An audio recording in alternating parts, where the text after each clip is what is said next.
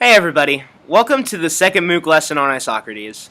I'm Aaron Swanlick, a graduate student enrolled in the class, and will be joined shortly by my MOOC partner in crime, Christopher Fisher. Today we are here to talk to you about the foremost speech teacher of the ancient world, and hopefully provide some well-reasoned evidence for why such a large and bold claim is going to be true. This lesson will be broken off into two separate parts. First, we think it's crucial to understand the Greek educational scene at a pre-Isocratean time.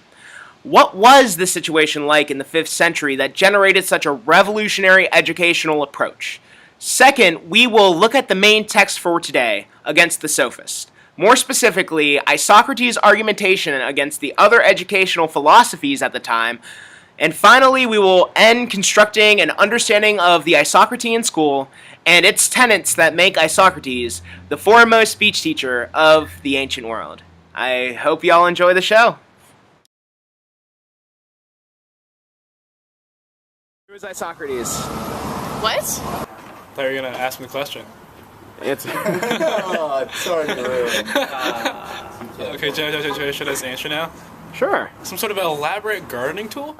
I don't know. I believe it's an old wooden ship. Were they? No, I don't. Oh, not the. He was a Greek fellow who was somewhat defensive of the tyrants that were a little less tyrannous than the other tyrants. So our lesson on Isocrates and against the Sophists has to begin at the educational scene in Athens in the 5th century. But importantly, we have to note that when we discuss education in Athens and in Greece really during this time, we're discussing the education of aristocratic male youth, sons of distinguished landed families who would go on to become citizens in the polis. That is to say, they would go on to vote, hold office, lead troops, that sort of thing. In short, Greek education was to make young men proficient in the basic tools of citizenship, letters, arithmetic, and even gymnastics. So, we're talking now about primary education, the formal training, the types of formal training that Athens offered at this time. And this began relatively early. At age 7, the child became a pupil of a music teacher and would begin to study what we might typically associate with elementary education. Music had a much broader connotation for the Greeks than it does for us. So they would begin studying reading, writing, and arithmetic. They would also begin studying poetry, as in musical verse, and importantly Homer, and the lyre, an important instrument of the time. Finally, gymnastics rounded out the curriculum, as this was important for their future in Olympic competition and military service, which most males were expected to participate and serve in. At 11, after 4 years studying with the music tutor, the student began a more rigorous curriculum in grammar and language, much like our modern English classes. The student learned the meaning and correct usage of words, while also practicing accents and delivery, as you might imagine, which would become important for future oratory in the political sphere. They also began to interpret poetry and historical literature. Think again, Homer. This curriculum lasted only 4 years, so we're talking 8 years of total formal education. And at 15, the student graduated, essentially. There was no more formal education in Athens to be offered. Students could pursue further gymnastic training for the Olympic Games or for military service, but all in all, the formal education of the time was complete.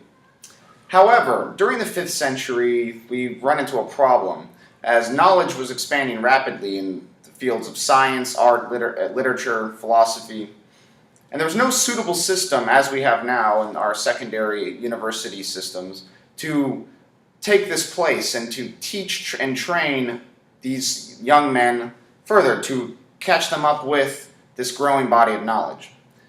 The itinerant teachers that we called the Sophists in last week's lesson entered the scene to fill this void, and they made all kinds of extravagant promises to polish young men into productive and worthy, virtuous citizens. But, as we will discuss now, Isocrates, who himself is a sophist and considered himself really a philosopher, but he was considered himself a part of the teachers of oratory and political arts, was particularly troubled by many of the promises these sophists made. So we wrote the text that we recommended this week, Against the Sophists. Now, we should turn our attention to who exactly was Isocrates, what his background was, how he was educated, and who he was educated under. And we'll go to Aaron for that. Isocrates was born in 436 BC as a son of a wealthy flute manufacturer, providing him with the means of a good education. He worked with the best sophists at the time period, who formed his understandings of what public education or a public pedagogy should be. He worked with such great names as Gorgias, who taught him a love for the spoken word, power of eloquence, and discourse itself, and with such great philosophers like Socrates, who laid out larger conceptions of both ethics and morality. Unfortunately, Isocrates loses a large majority of his wealth and forced to become a logographer, or a legal speechwriter, which later he denounces in his career as a petty endeavor not concerned with the greater polis or how a political agent should act in a democratic state. In 392 BC, Isocrates revolutionized education and was the impetus for the next 2,000 plus years of how higher education would function. Isocrates created the first brick-and-mortar university. Students would apply for admission. The requirements were a strong knowledge in math, science, ability in intellect, voice, and nerve. Unfortunately, there is no knowledge of what this school was named. Now, before we get to the text against the sophist, we should first look at the other text about when it was written. In the Antidosis, he clarifies that Against the Sophist was written at the outset of his teaching career.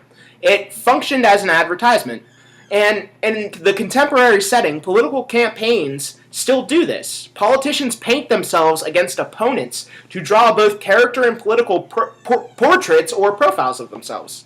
So, Isocrates sets himself sharply against the other sophist. He has to do this so that he's not characterized and with the people that he is criticizing, so he looks better than the rest. Unfortunately, the text breaks off as a fragment before Isocrates can set himself up or set his own systemic analysis up of his educational praxis.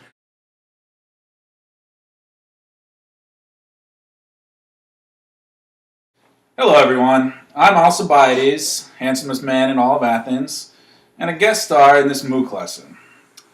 I'll play the part of the mediator for the final section of this lesson. So heading into the final part of the lecture, I want you to consider three basic questions. 1. Who were the sophists that Isocrates criticizes in the recommended reading Against the Sophists? And what are Isocrates' general criticisms of these sophists? Next, what is Isocrates' general model of rhetorical excellence? What does he offer in place of the sophistic education of his time? And finally, what connection can you draw between modern education and the school of Isocrates? So hopefully at the end of this week's lessons, you'll understand a bit of the scene Isocrates found himself in and what types of sophists he positioned himself against. Future MOOCs should provide you with an expanded range of Isocratic thought. But for now, it's important to understand the context of Isocratic education and the basic tenets of his school of thought that made him the foremost speech teacher of the ancient world.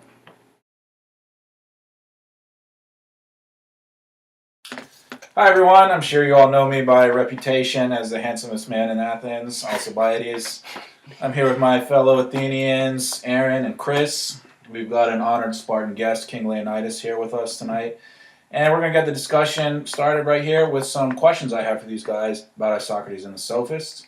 My first question is for Chris. And Chris, what I'd like to know is, who exactly are these sophists that we hear so much criticism of? And what exactly were Isocrates' particular criticisms of these sophists? All right, great. So, in the recommended reading for the week, Isocrates divides the sophists into two basic camps. First, he has the eristic sophist, or as he puts it in the fragment, the political disputation, those interested in political disputation. And second, the sophists of oratory, so those interested in producing well-polished public speakers that would contribute in the political sphere. So, we'll call the first camp the eristic sophists, and these sophists were interested really in debate for debate's sake. And Isocrates levels three charges at them.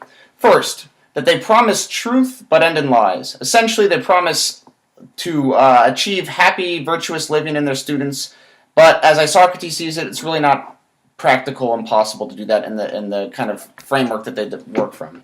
2, they charge fees of the students that are trifling when dealing with matters of happiness and virtue. So he feels that the fees are almost insulting to the topics that they're teaching. And finally, Isocrates picks up on a bit of a hypocrisy with these sophists in that they require the students whom they're going to teach virtuous living to deposit money as a kind of security deposit with a third party. Isocrates finds this as insulting from teachers who aspire to teach virtue, right? On the other hand, he has the political orators, the rhetorical sophists, as we'll call them. And these sophists were interested in public speaking, which was really the bread and butter of Isocratic education. So he had, particular things to say about them. Like the eristic sophists, he levels the charge of fees against them. So they charge too much and try to attract they charge too little and try to attract too many students, right? So they're taking on too many. And again, as we'll discuss, Isocratic education was really about a strong teacher-student bond, so small classroom sizes, versus these sophists who try to attract as many students as they possibly could. 2, they apply rigid rules of oratory to an art that is really about creative process and practice. They treat it, Isocrates claims, like one would treat the alphabet, as something you can simply apply to the situation and be the best at it. But Socrates just disagrees completely and feels that you need creative ability, natural talent, and a well-practiced principles. Oh, that's very interesting. Aaron, you have anything to add to that? I would actually ask Chris 2 quick questions. First, he has disdain for the euristics or the disputation for its own sake type of crowd. However, he does argue at different points that good discourse is a product of a good education. Do you think that means that the euristics, who do hold favor in the public in a lot of ways, would then be good education under, I guess, an Isocratean train of thought? Or is there something you could milk out there for clarification? Yeah, okay, so Isocrates in other texts certainly values heuristic education as a kind of gymnastics of the mind. So it's good for young students to develop those skills of argument. So arguing for argument's sake, arguing trifling topics or arguing, larger topics like truth, beauty, all that kind of stuff. Oh, that's awesome. But he simply sees it as not practical for citizens who want to be politicians, right? Eventually you have to grow out of that, I guess. Cool. And second, it seems like in contemporary times, these conversations still happen. So the euristics, or the disputation for its own sake, seems to be lobbied against current, Congress members or current politicians because they're all rhetoric, so to say, when they come into the conversations. And simultaneously, the more higher truth people get lobbied as the academics who sit in the ivory tower. Do you think that those 2 criticisms hold any kind of similar weight to what Isocrates would criticize? I'm not sure about similar weight per se, but I would say that he certainly values both for different reasons, and that both have to contribute to a productive citizen in terms of political practicality, right? So there has to be an element of action. You have to meet the high theory with the practical, what we might say today is the kind of pragmatic point of view, right? And against the sophist, where he argues, and this is approximate, that they pay attention to the words and not so much the deeds. Right. Yeah, exactly. So, as we'll learn in future lessons about the Platonic or Socratic philosophy, that they're interested in highbrow kind of theory that Isocrates values, but does not think lead to any practical ends. So, I think that would be awesome. All right. Well, this is great stuff so far, guys. I mean, at this rate, Alcibiades will soon be one of the most educated men in Athens, in addition to being the most handsome. So just keep up the good work. Hard life. Yeah. So my next question is for Aaron. And what I'd like to know now, Aaron, is what exactly does Isocrates offer as a model of rhetorical excellence? And further on that note, what would he offer to replace the sophistic model? I might change your name to Alcibiades the Great Inquisitor after we are done here. Very well played, sir. So, at the heart of Isocrates' program was public speaking. The art of speech was the key factor in facilitating well-rounded judgment. The right expression created critical thinking skills to how thought and meaning worked both in discourse that no other model of education could form. As we spoke about when I asked you a question last, Isocrates said himself that the right word is a good sign of good thinking, and good speech meant one was well educated. The curriculum started with an understanding of oratory, writing, and more on Greek culture. For Isocrates, culture was one of the most important things for an Athenian subject. It was an active practice in speaking and listening in a public setting. The subjects included speaking, debate, classical prose, poetry, and philosophy, mathematics, and history. It was focused on style and also how to persuade an audience politically in theme. It was practical about how one would find the best profession for them at the time period, and it used models of imitation and mimesis for how an individual student would get better, which allowed the professor, or Isocrates, to then get a more private or a more intimate setting with his students. The end goal of the process was going to be a well-rounded and good characterized individual. The 5 main features, if we were going to go with main features, one, it is a concern for the practical, or what was happening. As Chris so eloquently said before us earlier, that one of the reasons he had a problem with finding the truth for its own sake was because it wasn't concerned with the material present and the things that the Athenians were currently facing. It didn't actually have a lot of utility for their present and current lives. The second is that it would have to be moral, that knowledge which all men thought to be good, and that the moral man is going to be right in the right context or the right situation. The third thing was that it had to be patriotic. It united the Greek state with Athens at the top. I'm sorry, Sparta, but Athens is the best. And Isocrates notes in Against the Sophists that they pretend to have knowledge of the future, but are incapable either of saying anything present or of giving any counsel regarding to the present. So for Isocrates, the idea of being able to counsel the present so that the police would do the right thing of uniting the Greek state was very important for his educational scheme. Last, it was broad and interdisciplinary. It had a thoroughness to it, and it would allow for work that was lasting. It would also allow his students to come up with work that was lasting. That's why later in his career he denounces logography or legal speech writing, because it's just small-time quibbles, whereas he can find larger arguments for how the Greek state should carry on, and that is what a good moral man should do. Chris, you have any questions for Aaron there? Yeah, just one thing I'd like to clarify in terms of what Isocrates' model of rhetoric was, so what he thought was a proper way of oratory. Could you say a little bit about the characteristics of good oratory that Isocrates outlines at the end of the fragment? There's 3 parts in particular that I'd like you to just speak to for a second. Well, he identifies that A, it's contextual, so the right words come at the right time. It reminds us of contemporary things like Lloyd Bitzer's The Rhetorical Situation, in which the world creates problems in which a rhetorician needs to always be contextualized to those problems of the present day or the present time. Also, when we're speaking at those moments, we have to have the proper style for the moments. We have to utilize what the best possible means to persuade another human being would be at that point in time. And lastly, it's got to be creative, right? I mean, he studied under Gorgias, so he has a reason to be eloquent and a reason to keep people's attention, and that is why his school also focused so much on persuasion. All right, great.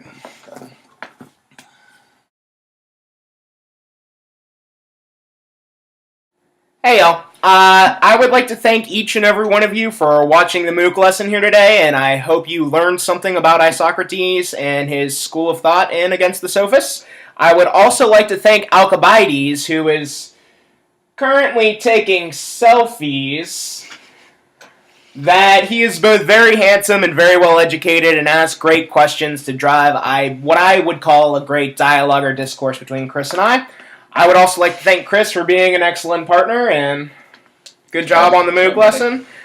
We hope you all learned something here today, and Chris has a little bit of an assignment for y'all if you so choose to do it. All right, great. So for the assignment for this week, kind of like last week, we want you to contribute something to the MOOC website. So it's a two-part question, really. I want you to consider what you consider good oratory. So in a couple sentences, you might give us an example of a good speech or proper oratory compared with the Isocratic model of rhetorical excellence. So think about those criteria that Socrates lays out and that we've discussed, and give us an example of it. Secondly, I'd like you to compare in a couple sentences, or we'd like you to compare in a couple sentences, the modern educational scene with what Isocrates was about. Because as you've learned, hopefully today, Isocrates really laid the groundwork for the first rhetorical university of rhetoric and one of the first brick-and-mortar universities in the Western world. Finally, I just want you to be aware that you can access Blogos Politikos at any time to ask some follow-up questions to us and other lecturers that you'll see. And there's a little bit more of a discussion going on online. So feel free, there'll be a link on the video to access that at any time and contribute and ask any follow-up clarifying questions you might have. Thank you.